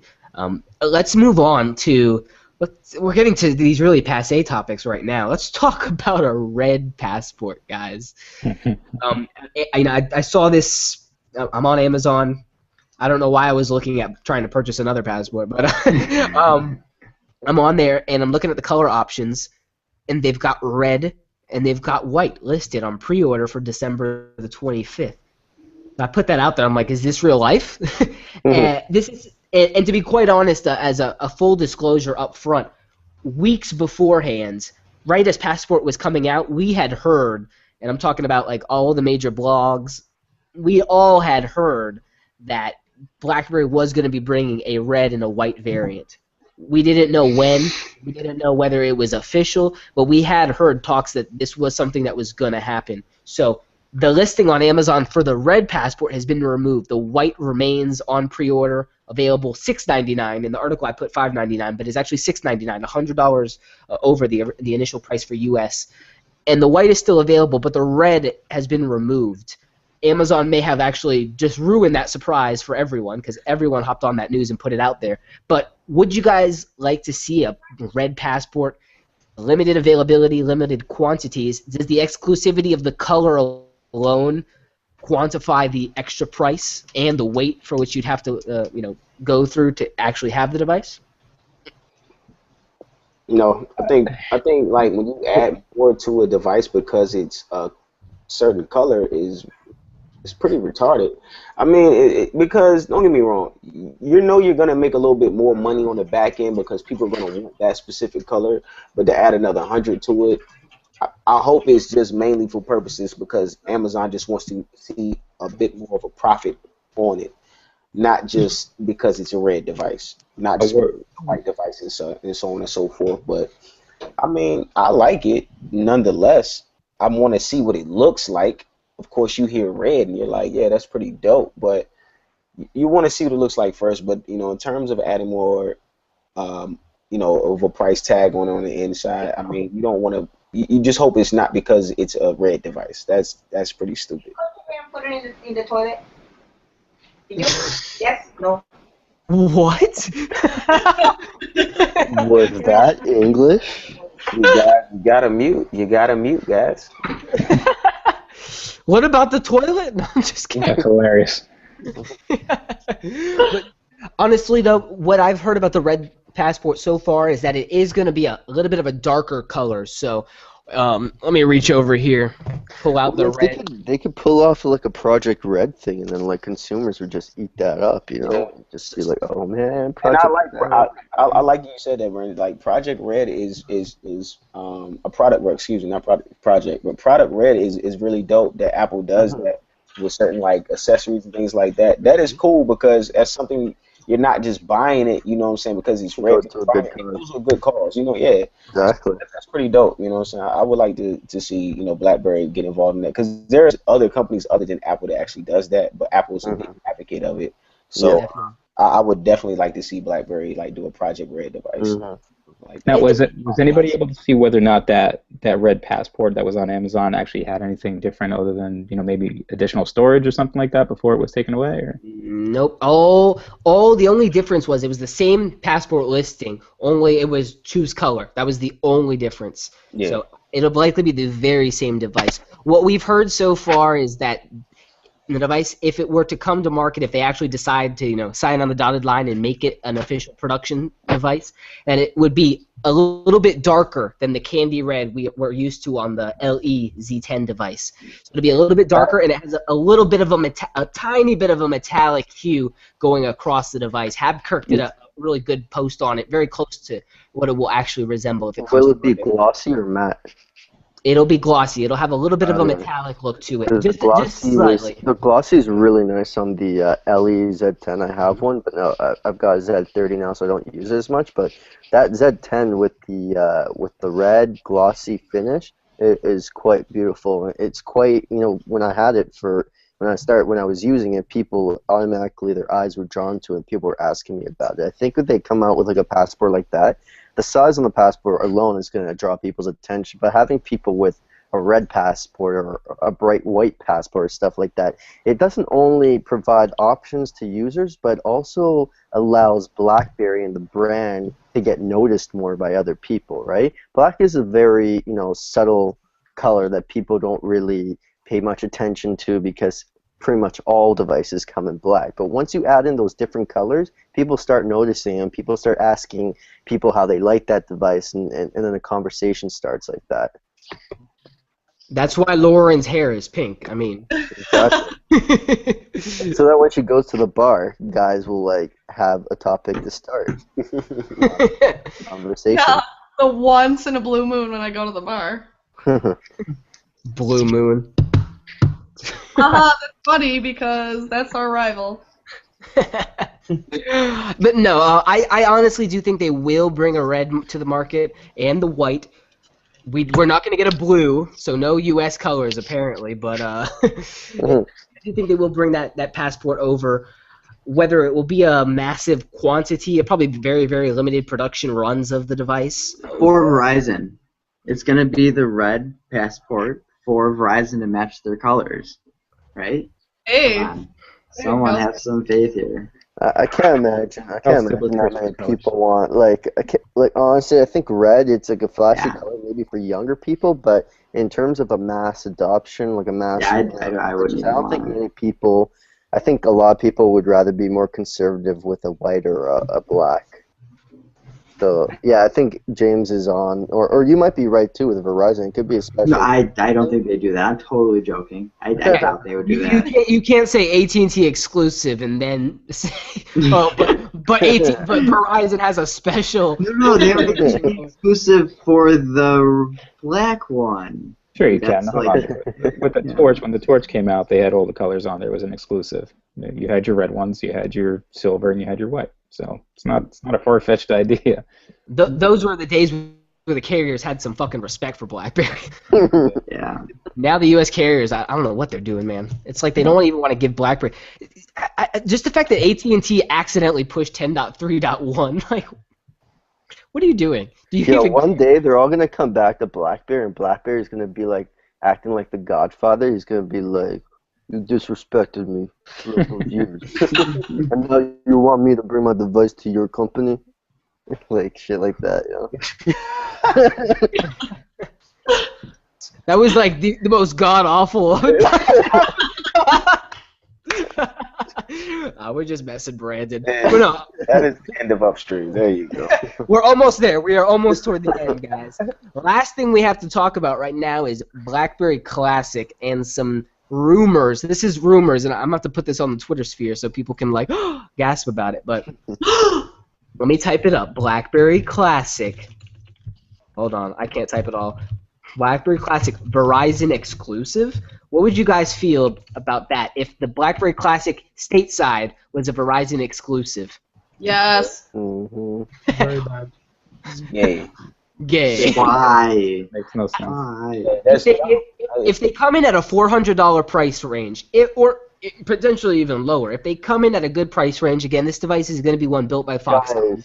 Guys, Yes. remember last time Verizon had a BlackBerry exclusive? No one heard about it. Pepperidge Farms remembers. Exclusive. Pepperidge Farms remembers what happened. One thing I would say, and you, Brandon, is mentioning that. One thing I say about AT&T, when they do an exclusive with a device, they actually market it and they, actually put it out there. Like even with the Fire Phone, they put it out there. They really did put it out there. It did nothing, but they put it out there. But we're talking. Where's the exclusive right now? Like AT&T has the exclusive, and they have AT&T has exclusive, but they haven't even announced it. Well, yeah, that's on BlackBerry though. BlackBerry has to announce. Are you sure? Yeah. Why wouldn't BlackBerry announce that our new device is going to be on AT&T? You understand what I'm saying? Like even BlackBerry announced that their Z30 was going to be an exclusive on Verizon. They already did announce it though. They announced it immediately after announcing the Passport. When the release is going to be, like it's going to be available on this day. That's what I'm saying. That's not up to BlackBerry though. That is definitely up to AT&T. Yeah, they need to do the carrier testing. And here's the thing: if they delivered on the 24th when Passport came out to AT&T, they would have had to have 10.3 go through all that testing. Why? Because then that's going to throw off the 10.3.1 release for D10 and all the other devices. I think it's kind of half and half though, because of course, as you mentioned, Kev, like it's totally up to AT&T. Yeah, but in a sense, it's also up to BlackBerry too, because BlackBerry has to make sure that they have the devices to give to AT&T. Clearly, they haven't even had the devices to have on their own, so you can't give it to AT&T yet. So when they can go to AT&T and say, we have enough in stock, we want you to start pushing these devices out because you're going to go to 100 stores across the hundreds of stores across the country. It's time to get it out there. Then AT&T can say, okay, we're going to do it on this date. Do you think that it's BlackBerry not having that stock or ability to stock them? Because they clearly have. I don't think it has been stock. I think BlackBerry was scared to put a lot in stock, and they don't want to do the same thing they did with the Z10. Why would I make a bunch of devices that I don't know what it's going to do? This is my.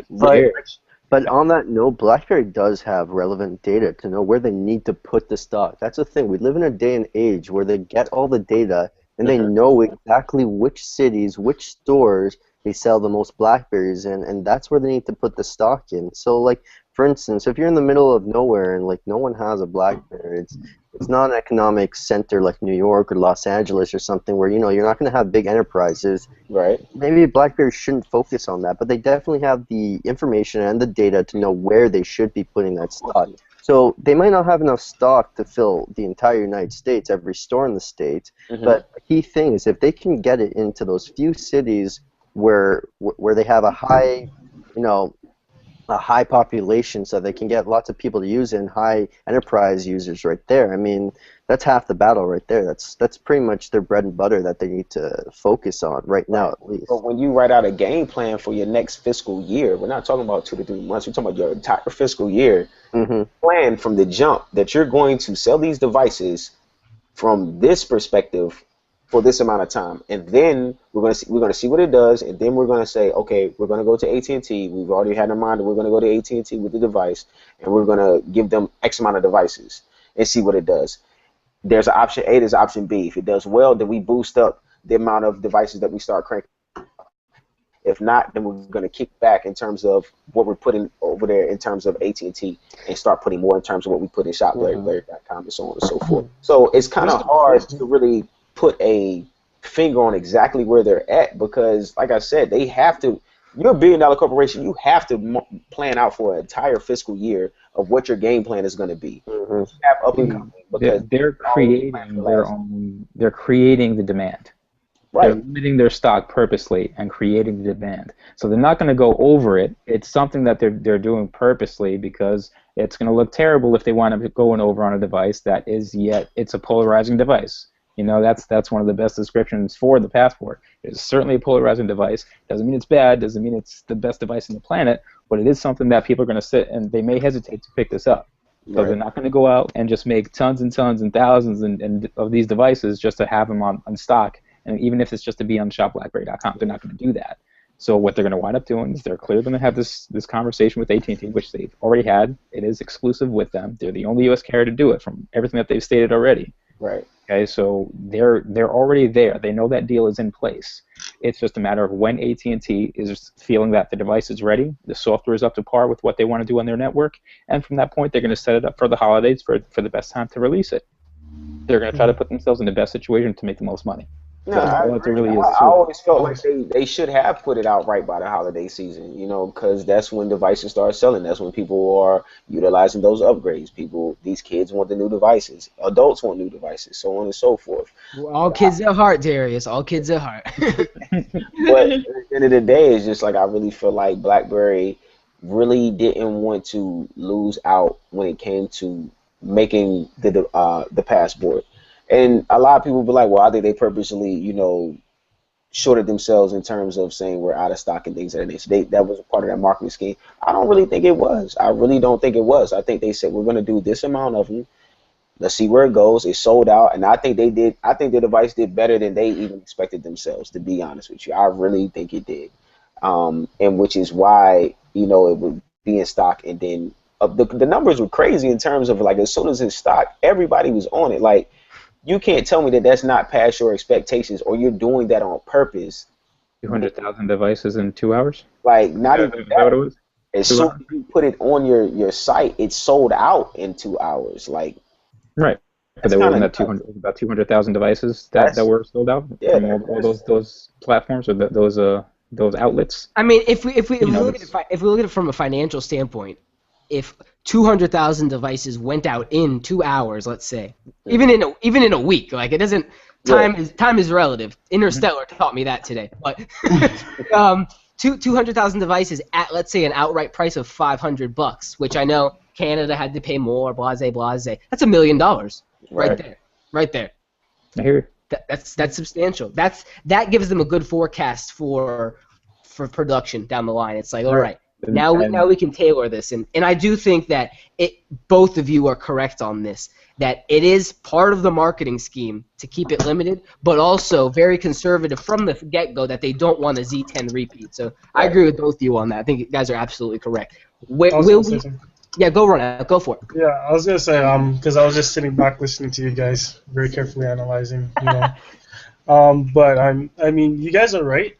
I'm not gonna spoil and rain on your party, but there's a lot more things that go on in the background which would make you rethink what you guys said. Because really, what goes on is BlackBerry makes the devices, the carriers buy the devices, the carrier chooses which stores get a certain amount of stock, right? So because I had to deal with it myself, so.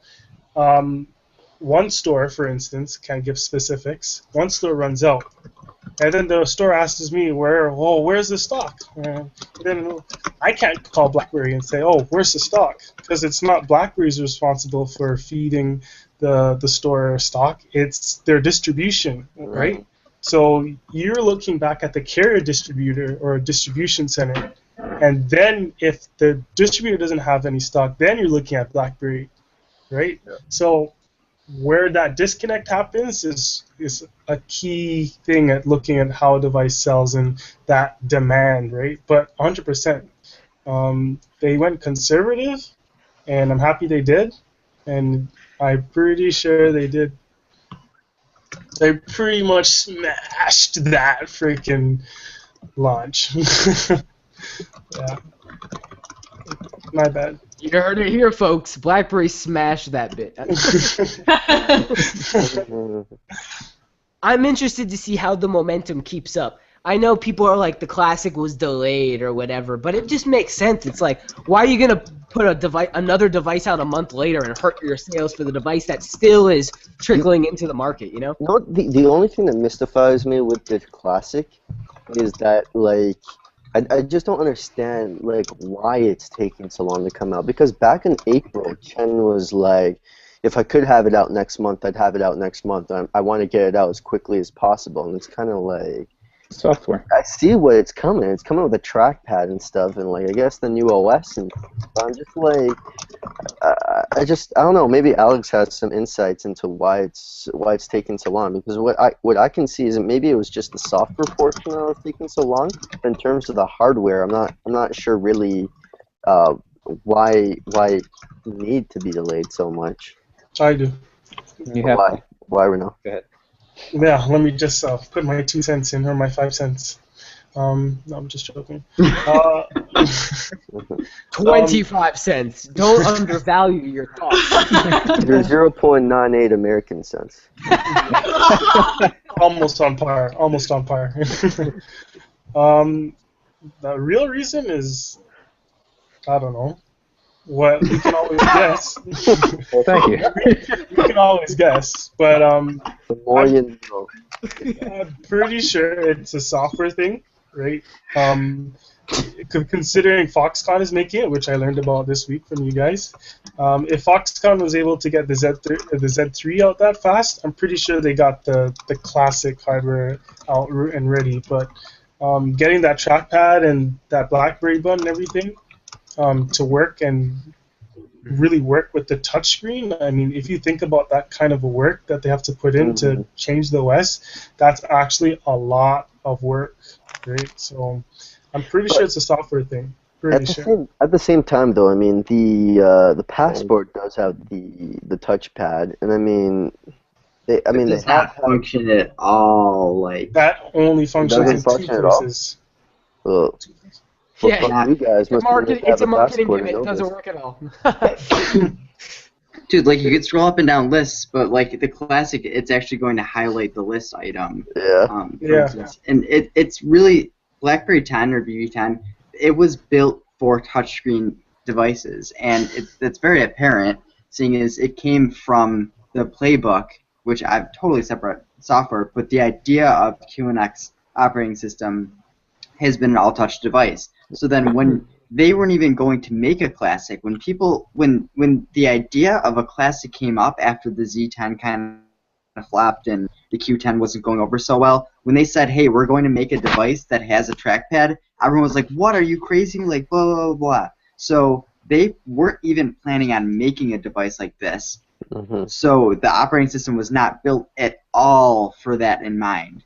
So it's so difficult to retrofit something like that into an operating system. Actually, they want to get it perfect.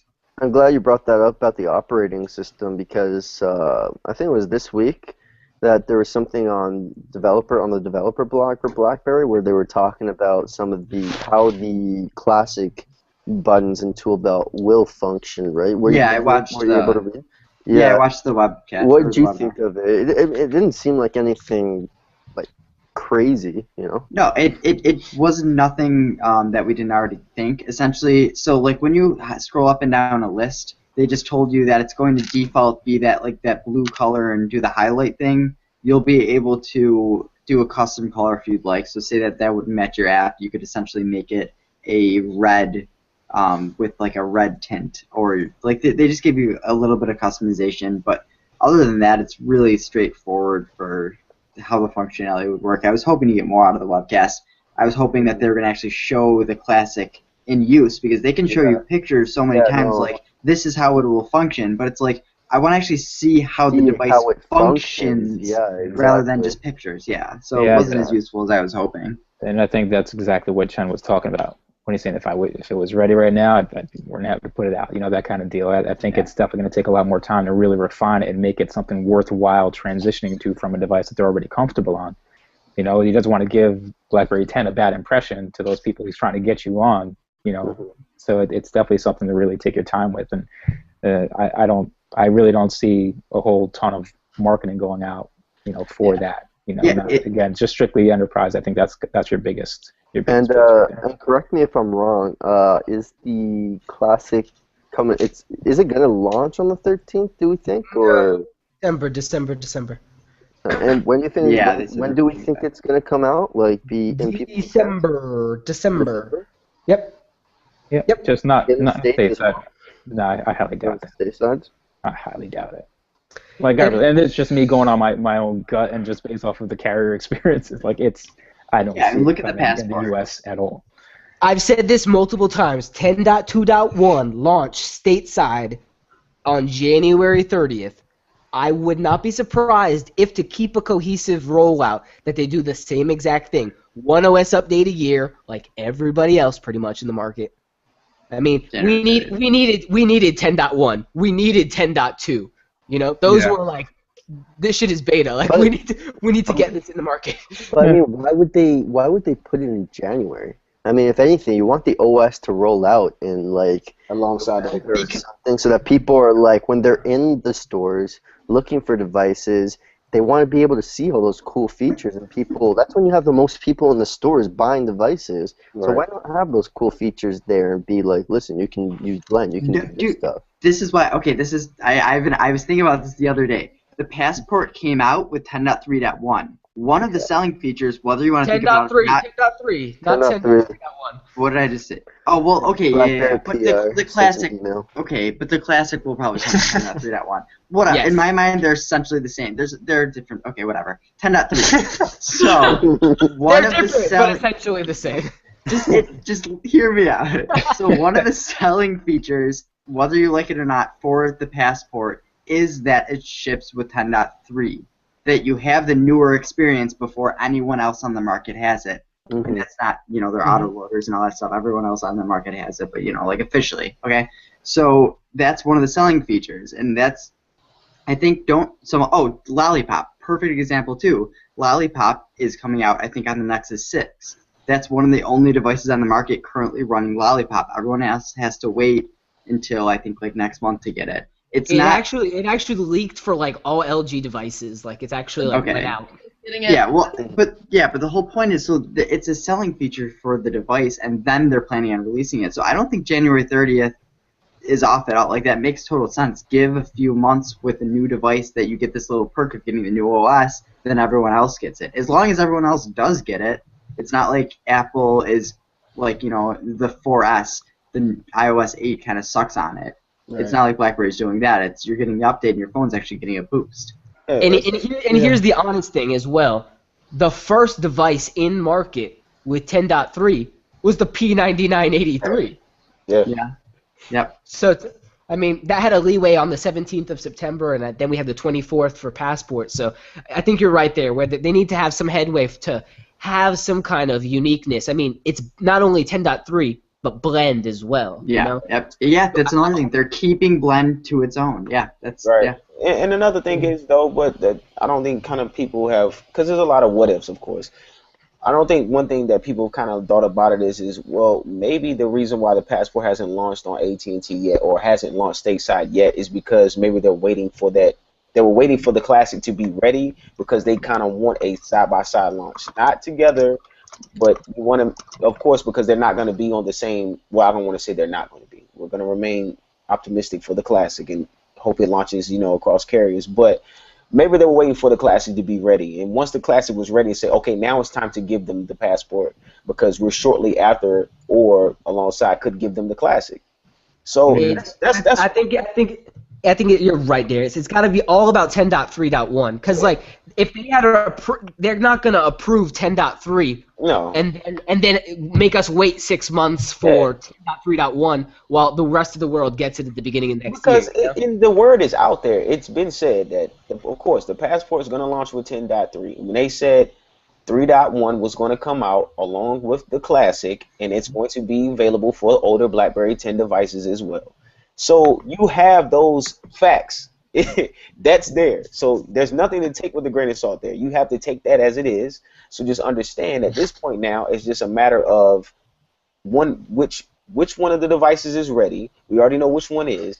Now, once the other one is ready and it's going to be put out there for the people, then you can drop the one that was already previously ready. So it's confusing to say the least, but there's a lot that plays into it. I mean, you got to, like I said, you're talking about $1 billion company who right now still have their backs against the wall, and they want to make sure that they make every single right move right now. They can't afford to lose any ground because they're gaining so much traction at the moment. You know what else is another fact, Darius, that I can't count zeros? when I said 200,000 times 500, I said 1 million. It's actually 100 million. Yeah. Yeah. I see the people throwing fruit at their computer screens. Like, I hate this guy, but Yeah, I apologize. Yeah. Right, I'm gonna get emails about that. God knows. But, so, do we need to cover anything else? I think for this week we've kind of nailed everything we need to hit. Lauren's like, I want to go to bed. Seriously, come on, guys. No, I'm excited, honestly, to see where BlackBerry's going to come. Obviously, by the end of this week, we should have BBM meetings. We should have BES 12. We should have a much better look at what BlackBerry's going to be rolling out on the enterprise side for their management. What's MDM stand for? I'm totally blanking right now. Mobile device management. There you go. Clutch, Alex. So clutch. Yeah. Our next podcast will be on BBM meetings, right? Hopefully. We should be able to export the video, and then all this Google top left bullshit will be out of the way for us. Thank God. And then we can have fun. We can make Brandon do some work. He could put little like mixes on, and you know. Yeah, man. No, but I'm. Is that what he does? I don't know what DJing is. Is it more like clicking on a computer keyboard, and does he actually have a DJ board and going ham on it? Well, basically, anybody DJs just DJs, you know, to pick up girls, you know, so. Is that working? Honestly, no, it's pretty. Pick up chicks. No, honestly, it's pretty So involved. Brandon, now that you picked up a chick already. That's why I'm mixing stuff, you know. So once I got dressed, I stopped making mixes. Mo retired shortly after. Yeah, this is. But It no, was- James, you're ending it. You're ending it so well, and then it came to There's a this. means to an end, guys. There's a means to an end. that's what Upstream is. We're just trying to be famous, like Kevin and Blaze, and Adam's not famous, so Not sorry. this, Kevin. You're not famous enough. Yeah, not this Kevin. Not famous enough. Sorry, I guess. God damn, what's up? Jubei is throwing shade right now. He's like, you guys have gone on too long. We really have. Meet Dude, me. we're hitting 2 hours. It's a lot. No, it's not. Fine, it's fine. We have more viewers now than when we started, so they're here for something. They're probably here to see Lauren whenever she's doing her thing. All right, guys. Lord. Let's finish this up. We're done, Alex. Good, We're yeah, done. just- We're done. This has been BerryFlow Upstream number 22. We'll see you next week. 22! Yeah. We're legal to drink.